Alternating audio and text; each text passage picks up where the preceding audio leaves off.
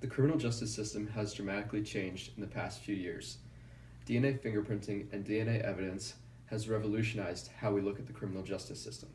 The expectations of judges and juries has risen dramatically past the standards of eyewitness testimony. Most convictions now require a scientific background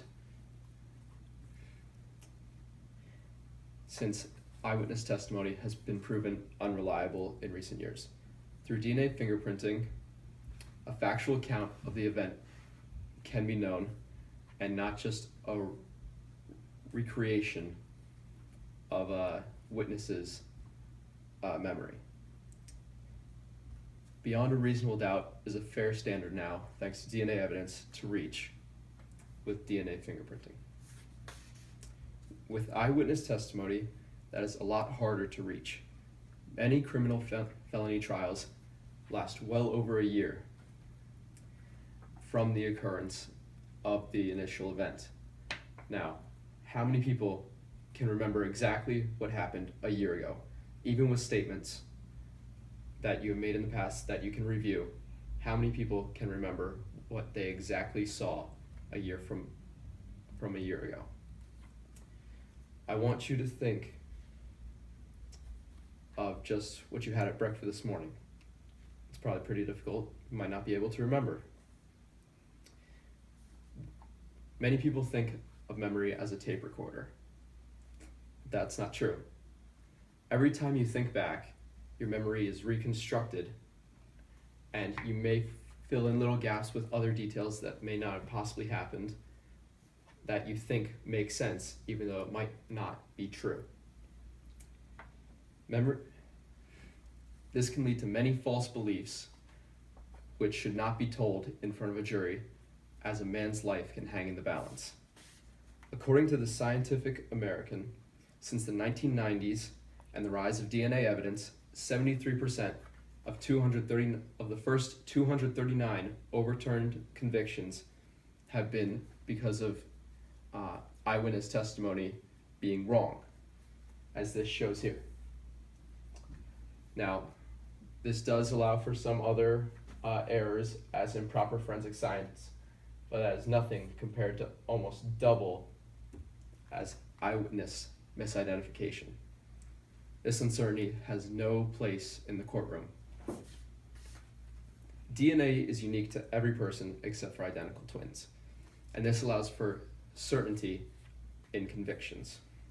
As described by John Hund, writer for Crime Lab, DNA testing searches for loci, which is certain strands or certain parts of DNA that can be tested for. Short tandem repeats make up these certain areas. As most people know, DNA is made up of A, G, C, and T, which is adenine, guanine, cytosine, and thymine.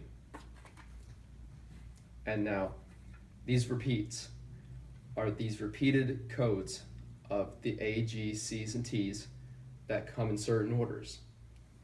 These short tandem repeats can come from either just 4 repeats all the way up to 100. And these repeats are what are tested for, as they differentiate a person's genetic code. The more repeats, the larger the DNA strand is, which is what allows us to run through a gel electrophoresis. So, larger DNA gets trapped at the top. As we run the DNA through, smaller and smaller strands are able to filter through. And the more short tandem repeats you have, the less is able to filter through. As you can see here, this is the results from gel electrophoresis, and we're able to compare DNA sequences from this. As you can see, this is a DNA sequence that was found at the crime scene, and this is from 3 suspects. The sequence only matches suspect number 2, so we can say that the crime scene DNA matches suspect number 2 definitively. The first use of DNA in a criminal trial to convict was in 1987 from the DNA found at the scene and in a rape kit compared to that of a suspect. In the following years, a string of inadmissibility cases, which were challenges to DNA's admissibility in court. Those were which overturned, and DNA is now fully allowed. In almost every case, the DNA analysis and results go unquestioned. Only certain cases still fight over it. CODIS, which is a database, a federal database for a bunch of DNA profiles, was created in 1998. As of May 2017, CODIS produced 376,938 hits in the assist of 361,916 investigations, according to the FBI. This means an average of almost 19,000 investigations use DNA fingerprinting every year. And that does not include the straight comparisons that they get from suspects to the crime scene. That just involves ones that the prosecution searches for in the database. So that's infinitely more added each year, used all over the US.